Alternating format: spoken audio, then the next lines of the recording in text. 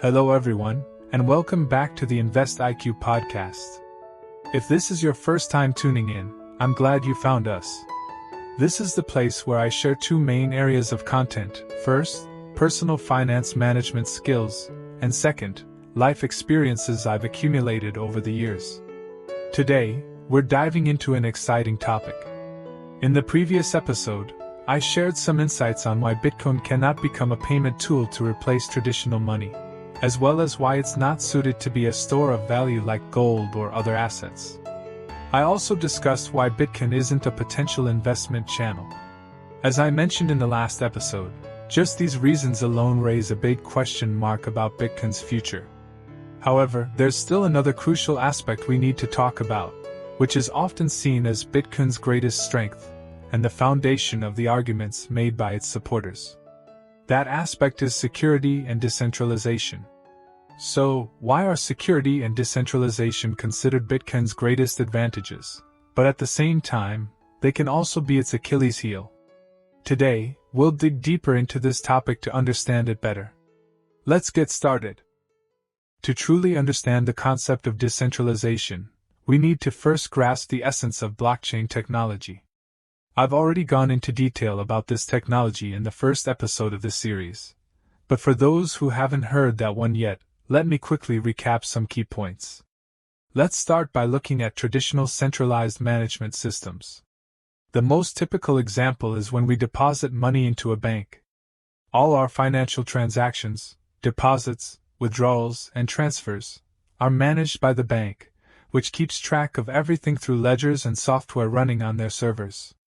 Even if banks have top-notch security, they're still vulnerable to risks such as hacking or operational errors, which can lead to discrepancies or, in the worst-case scenario, bank failures. Even when we take our money out and keep it at home, it is still ultimately under the control of central banks. The government can print more money whenever needed, which means the value of our money could decrease due to inflation, even if the amount of money we have stays the same. Bitcoin was created to address this very problem, thanks to blockchain technology. Unlike traditional centralized systems, blockchain operates in a decentralized way. This means that the financial records related to our assets are stored not in one central place but across countless computers all over the world. Blockchain has special mechanisms in place to ensure that these records are accurate and, essentially, immune to hacking. Now, you might have heard the saying, "Nothing on a computer or on the internet is truly secure." In theory, this is true. It's possible to alter data on Bitcoin's blockchain, but to do so, a hacker would need to control an extraordinary number of computers, likely an amount equal to the number of computers on the entire planet. Practically speaking, this is nearly impossible, which is why Bitcoin's security is considered so strong. Now let's move on to the concept of transparency and security, two terms frequently used when discussing Bitcoin. It seems like these terms are opposites, right? Transparency suggests openness, while security implies privacy. So, how can Bitcoin offer both? To illustrate this, imagine you need to send Bitcoin to someone. This transaction happens directly between the two of you, no third party, like a bank, is involved. Both parties have a Bitcoin wallet address, which is essentially a string of code that can look like random characters. For the sake of our example, let's say my Bitcoin address is ABC and your Bitcoin address is XYZ. If I need to send one Bitcoin to you, I would simply instruct the ledger to update by subtracting one Bitcoin from my address and adding it to yours. But here's the key. This ledger isn't just stored in one place. It's distributed across computers around the world. And because of blockchain's unique synchronization process, everyone can see the transaction happening. This is the transparency of Bitcoin. However, the link between a wallet address and the person who owns it remains completely private. You can create as many wallet addresses as you want, without them being tied to your identity.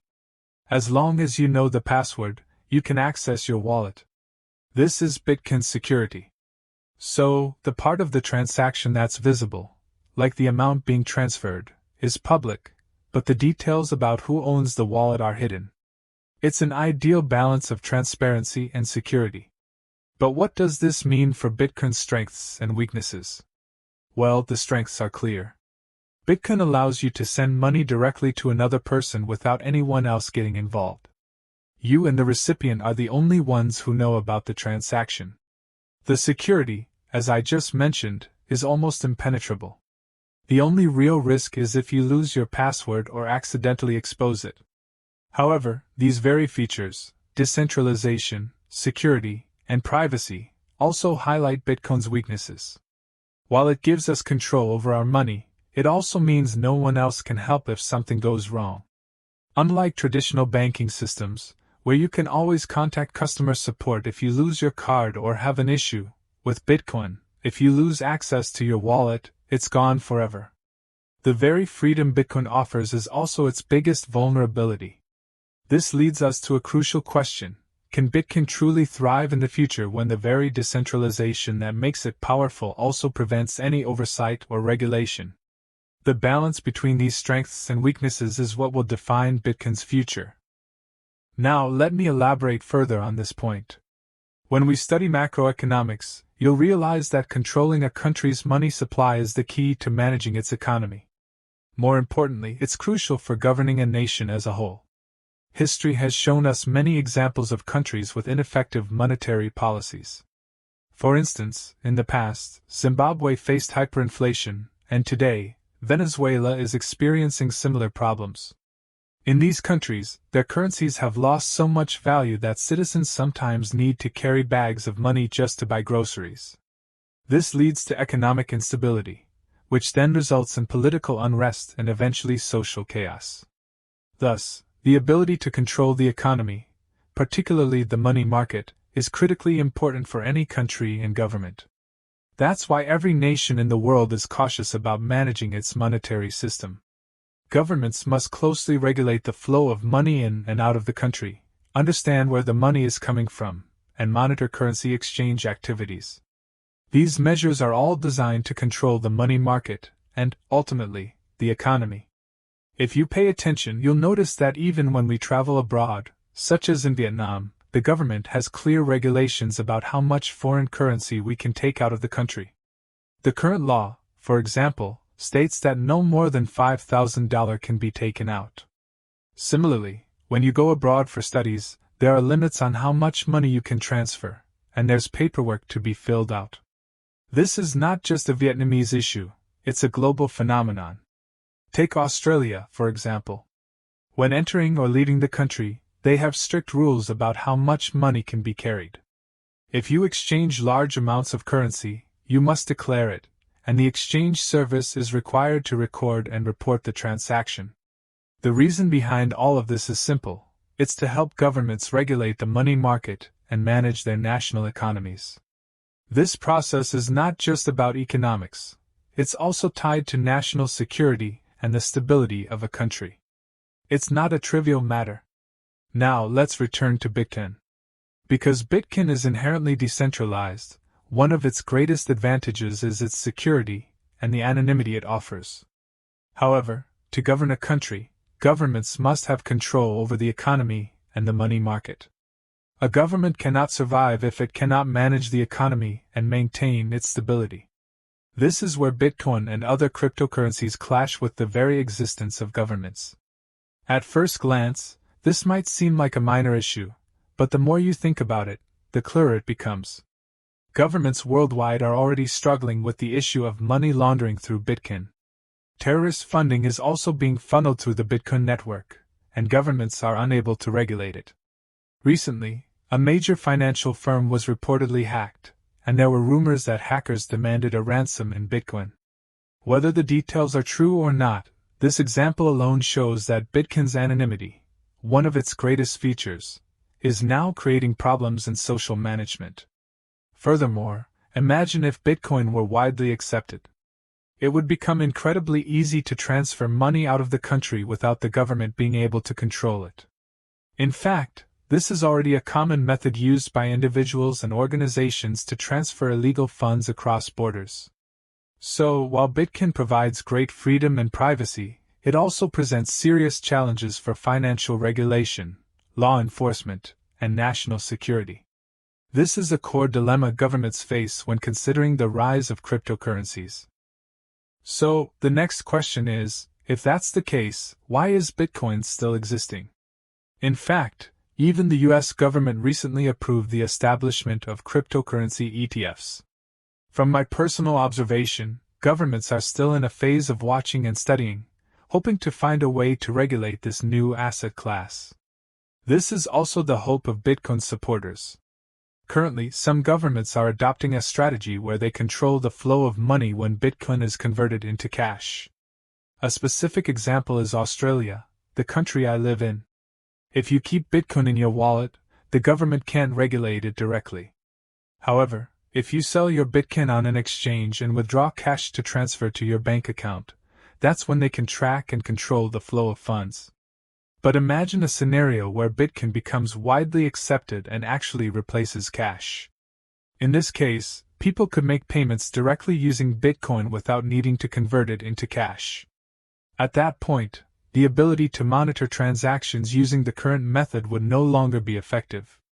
And this is before even considering the fact that each government has its own unique monetary policy. The conversation we've been having so far has only covered a single government. When we expand this discussion to a global scale, there are a multitude of other issues to consider. Every country has its own regulatory framework, and trying to implement a universal solution to track and manage Bitcoin transactions worldwide becomes even more complex. This raises even more questions about how governments will handle cryptocurrency in the future. From everything I've just analyzed, we can see that the key issue here is that Bitcoin's existence is directly opposed to the existence of governments. And it's clear that, if we had to choose, I would definitely bet on governments. No one can go against governments. As a society, we will always need governments. Bitcoin might be a tool for the future, but the future people envision is one where society is managed in a decentralized manner. This is the model that Elon Musk once mentioned, where he hoped to use it for the first inhabitants of Mars. However, it's clear that this vision is still a long way off. Based on what I've just outlined, we can see that the best-case scenario would be if governments were able to reach a consensus on managing and regulating Bitcoin transactions. But as I mentioned earlier, if they managed to do that, Bitcoin would essentially lose its most important core feature: decentralization, security, and anonymity. Without this core element, Bitcoin would lose the very reasons that make it viable. As you've seen from my earlier analysis, the other functions of Bitcoin, such as replacing money, gold, or being a potential investment, don't offer enough advantages. If Bitcoin loses its core, it has no reason to exist anymore. As I've pointed out in previous episodes, I distinctly separate blockchain technology from Bitcoin. Perhaps, one day, governments will adopt blockchain technology to create their own digital currencies running on a blockchain platform. This way, they can leverage the advantages of blockchain technology while also being able to regulate their currencies. To me, this scenario seems more feasible than trying to force an anonymous, decentralized currency like Bitcoin into existing regulatory frameworks. So, upon reflection, this isn't a matter of which side gives way, it's almost a win or lose situation. Once we reach that conclusion, personally, I would definitely place my bet on the governments. I wouldn't invest in an asset that is at odds with governments. Of course, everything I've shared here is just my personal analysis and perspective. While I believe these arguments are quite solid, no one can predict the future with 100% certainty. What I'm sharing is based on my own observations. I could be wrong, or Bitcoin could rise to $100,000, $500,000, or even $1 million per Bitcoin, as many people have speculated. If that happens, it's possible that I'll miss out on the opportunity to get on that train. However, this is not an issue for me. The main reason I haven't hopped on this train is that when I look ahead, I don't see a clear future for Bitcoin. More importantly, I still have many other investment trains I can board. So, I see no reason to gamble on something that's unpredictable. Personally, I am doing well with my other investments I fully understand. Whether I win or lose, I know exactly why it happened, and I can learn from my losses to improve for the next time. As for Bitcoin, the majority, if not all, of those investing in it right now are doing so with the FOMO, fear of missing out, mindset. They buy when the price is high, and when it drops, they don't know why. Even if they win and the price goes up, they still don't understand why it happened. In essence, it's no different from buying a lottery ticket and hoping to win. For me, once I invest in something, I want to avoid playing games of chance. I'd rather make money more slowly but steadily than gamble with my funds and leave it up to fate. Over the past few weeks, Bitcoin, along with other cryptocurrencies, has been making noise again, and I believe it will make even more noise in the future. There will be many more people driven by FOMO, and many more scams taking advantage of the upcoming market hype. We can already see, even in markets that are far more transparent, like the stock market or even Forex, which I don't recommend, there are still countless scams happening.